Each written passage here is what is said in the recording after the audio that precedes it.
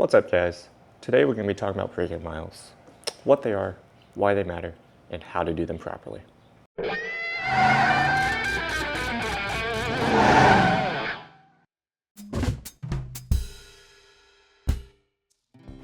So what are your break-in miles? Break-in miles are going to be the first 600 miles on a brand new motorcycle with 0 miles on the odometer. You just got it off of the dealership floor.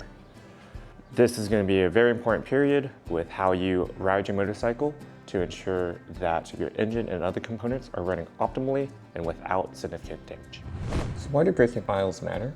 And what do I mean by significant damage? Well, your engine is manufactured to extremely tight tolerances. These tolerances will cause the piston within your motorcycle engine to rub against the inner walls of your block. This creates metal shavings that will pass through the engine and into your oil. The oil will then travel through your oil filter, where the metal shavings should be caught and held to prevent it from cycling through the engine again and creating unnecessary wear. How do you prevent this unnecessary wear? Well, your motorcycle will ship with an owner's manual.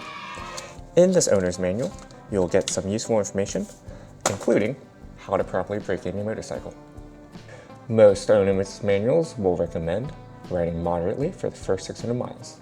This means no excessive acceleration off of starts and to be easy on your braking. You don't want to use too much engine braking to slow yourself down. This prevents your engine from working too hard and creating more than necessary wear during these crucial moments of braking. In addition to these limitations, it may say something like keep your RPMs under 3,000 for the first 300 miles and then keep it below 6,000 for the next 300 miles. After that, it says you're free to ride as you wish. However, I would caution you and say that you should still ride moderately and slowly work into a more aggressive riding style if that is your riding style of preference. This will give the engine time to kind of warm up, so to speak, to your riding style so that you are not all of a sudden taking it easy and then just banging on your engine, causing additional wear and potentially causing further issues down the line. How important is your braking period really?